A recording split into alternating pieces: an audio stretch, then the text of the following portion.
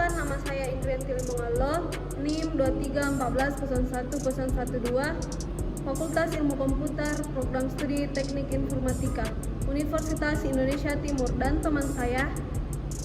Perkenalkan, nama saya Fitri, NIM 231401003, Fakultas Ilmu Komputer, Program Studi Teknik Informatika, Universitas Indonesia Timur. Dan pada saat ini kami akan menjelaskan tentang operasi unit control. Baik, yang pertama, pengertian operasi unit control. Unit control atau sering disebut control unit, ini menyimpan perintah yang sedang dilakukan oleh komputer atau memerintahkan ALU untuk melaksanakan dan mengambil informasi dari memori yang diperlukan untuk melaksanakan perintah setelah perintah selesai. Unit control akan memindahkan kembali hasil ke lokasi memori yang sesuai dan melanjutkan ke perintah berikutnya. Bagian CPU yang berfungsi mengeluarkan sinyal kontrol internal ini bertugas memindahkan data antara registrasi dan ALU agar ALU dapat menjalankan fungsi operasinya. Registrasi menyimpan data sementara selama eksekusi berlangsung. Unit control juga mengatur dan menghasilkan sinyal yang memerintahkan operasi, input atau output melalui modul 1 atau 0. Materi selanjutnya akan dilanjutkan dengan teman saya Fitri. Ada dua fungsi operasi unit kontrol. Bagian A, fungsi kontrol unit. Bagian pertama, mengatur dan mengendalikan alat input dan output. Kedua, mengambil instruksi dari memori utama. Ketiga, mengambil data dari memori utama jika diperlukan. Keempat, mengirim instruksi ke ALU untuk perhitungan aritmatika. Kelima, menyimpan hasil proses ke memori utama. Bagian B, fungsi dasar kontrol unit. Bagian pertama, pengurutan unit kontrol mengarahkan prosesor untuk menjalankan operasi mikro dalam urutan yang benar. Kedua, eksekusi unit kontrol menyebabkan setiap operasi mikro dieksekusi. Baik, yang ketiga yaitu operasi mikro. Operasi mikro adalah operasi tingkat rendah yang dilakukan oleh CPU untuk memindahkan data antara register. Setiap siklus CPU terdiri dari serangkaian langkah yang disebut operasi. Fungsi dari sebuah komputer adalah untuk eksekusi program. Setiap siklus yang lebih kecil akan terdiri dari sejumlah langkah yang masing-masing langkah tersebut terdiri dari register-register CPU. Dapat disebut langkah-langkah tersebut sebagai operasi mikro, dan operasi mikro adalah operasi fungsional atau atomik suatu CPU. Organisasi bagian dalam dari sebuah komputer sangat ditentukan oleh kumpulan instruksi yang dapat dijalankannya. Sebuah instruksi adalah sebuah kaidah yang digunakan komputer untuk mendefinisikan operasi-operasi seperti add, store, load, dan jump. Dan kumpulan dari semua instruksi disebut kumpulan instruksi, mencakup beragam operasi aritmatika dan logika. Operasi perpindahan data, operasi masukan keluaran, dan operasi pengendalian kombinasi dari operasi-operasi ini dikumpulkan bersama-sama membentuk sebuah program mesin. Kata mikro mengacu pada fakta bahwa tiap langkah adalah sederhana dan akan menyelesaikan operasi terkecil.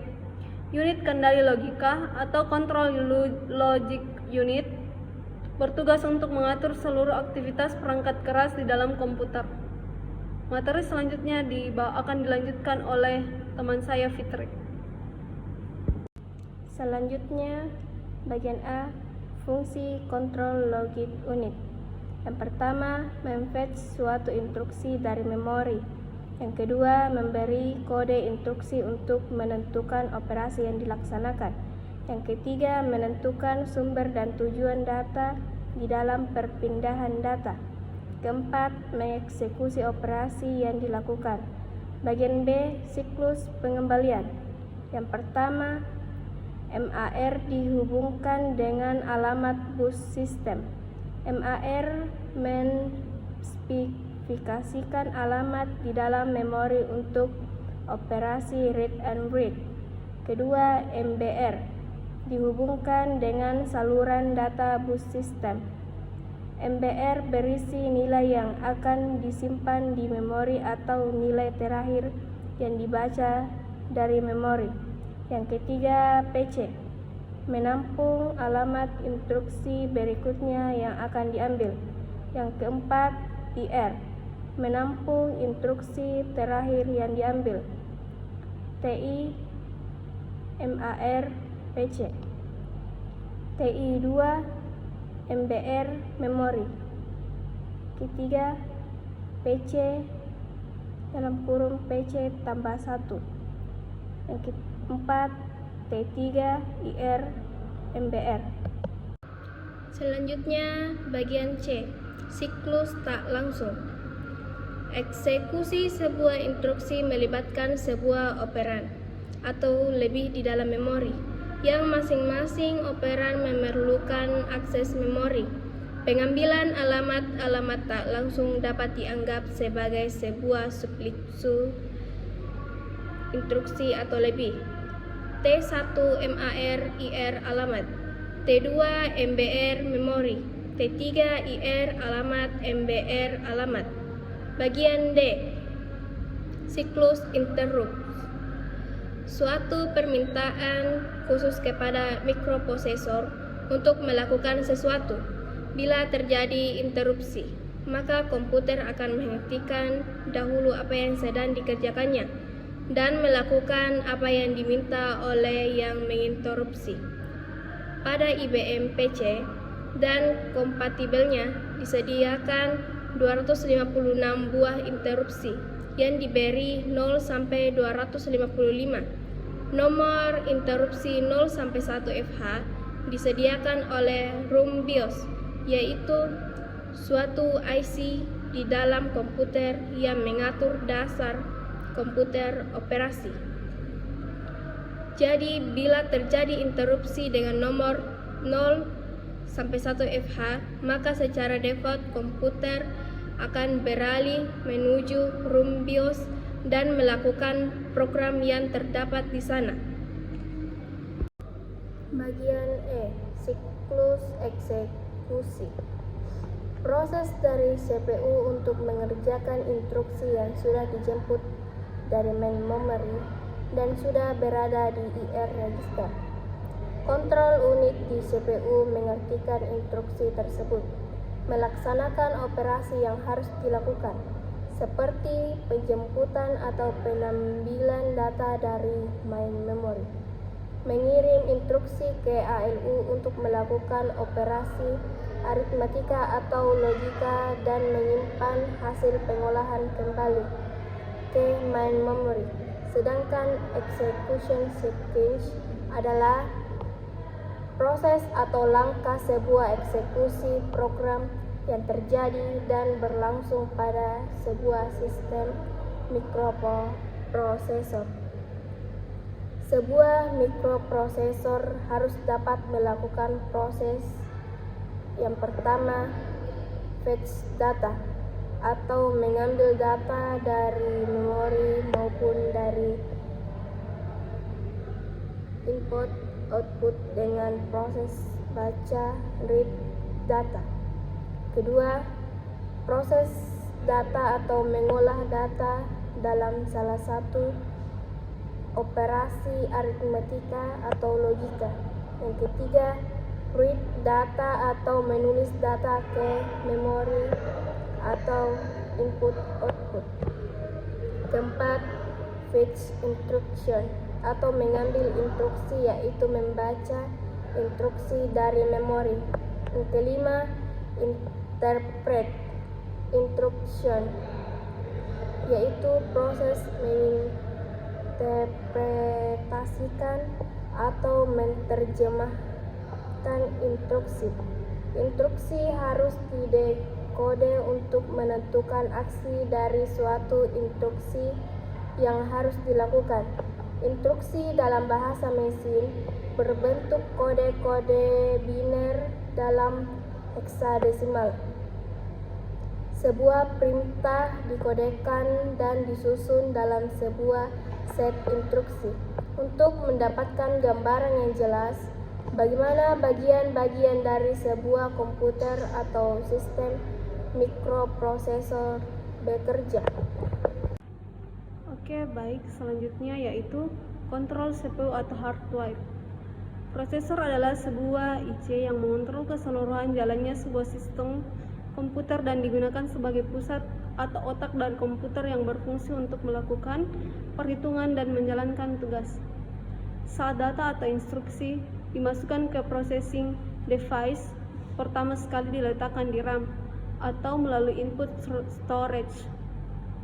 Apabila berbentuk instruksi ditampung oleh control unit di program storage, namun apabila berbentuk data ditampung di working storage. Jika register siap untuk menerima pengerjaan eksekusi, maka control unit akan mengambil instruksi dari program storage untuk ditampungkan ke instruksi register, sedangkan alamat memori yang memberisikan instruksi tersebut ditampung di program counter. Sedangkan data diambil oleh control unit dari working storage untuk ditampung di general purpose register. Dalam hal ini operan register jika operasi untuk mengerjakan berdasarkan instruksi yang ditetapkan. Hasilnya ditampung di akumulator. Apabila hasil pengolahan telah selesai, maka control unit akan mengambil hasil pengolahan di akumulator untuk ditampung kembali ke working storage. Jika pengerjaan keseluruhan telah selesai, maka control unit akan menjemput hasil pengolahan dari working storage untuk ditampung ke output storage. Lalu selanjutnya dari output storage, hasil pengolahan akan ditampilkan ke output device.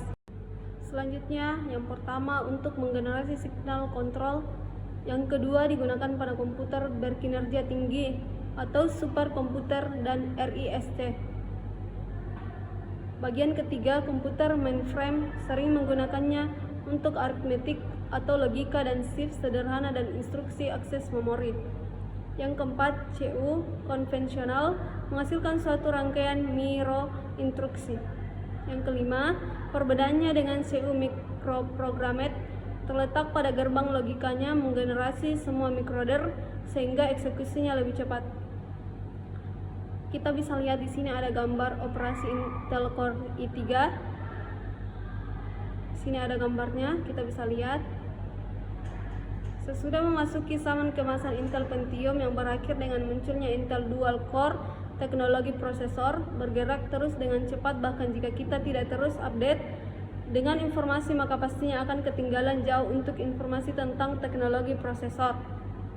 Intel mengeluarkan Core i3 pada tanggal 7 Januari 2010 menggunakan arsitektur yang dinamakan Nehalem.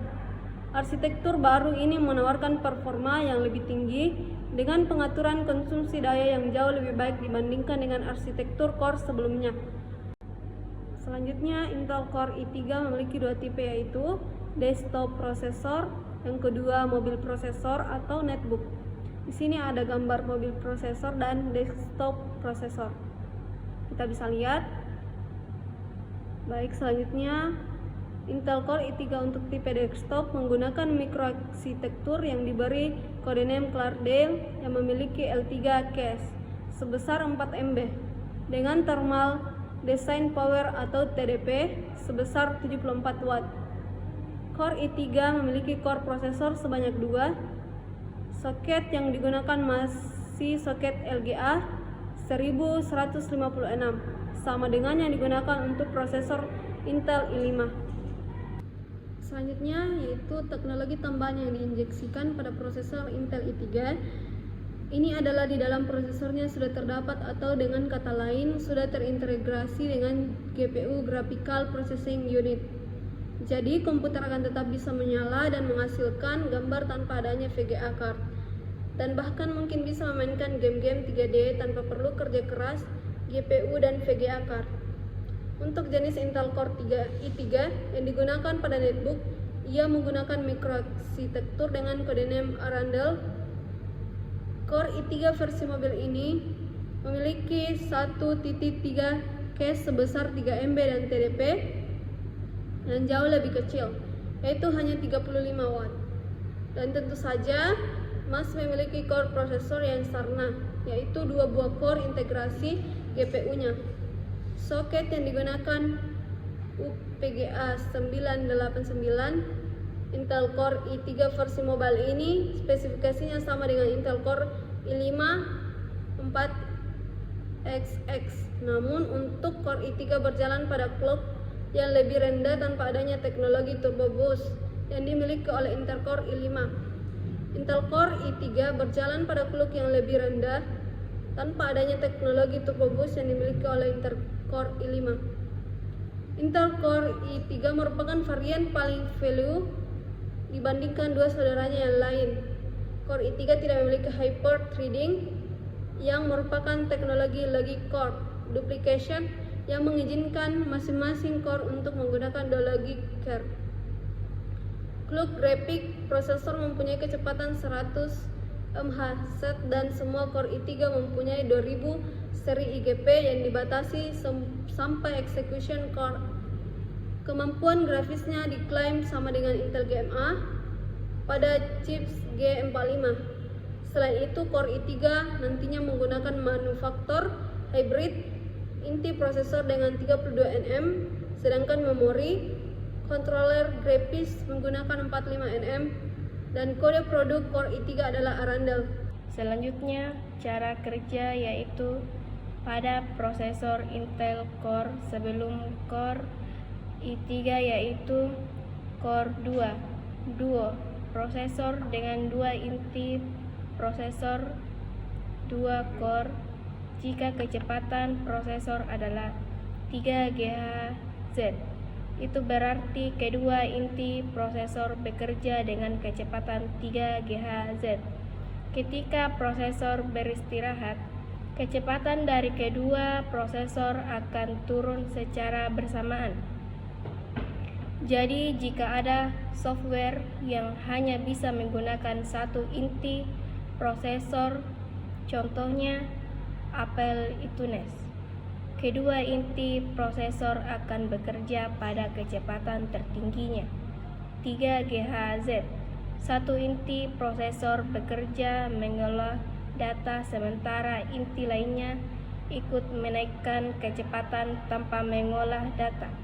Sedangkan pada Core i3, dua inti prosesor atau dua core, kondisi di atas hanya akan membuat satu inti prosesor bekerja dan menggunakan kecepatan maksimumnya, sementara satu inti prosesor yang tidak terpakai akan tetap beristirahat untuk menghemat energi.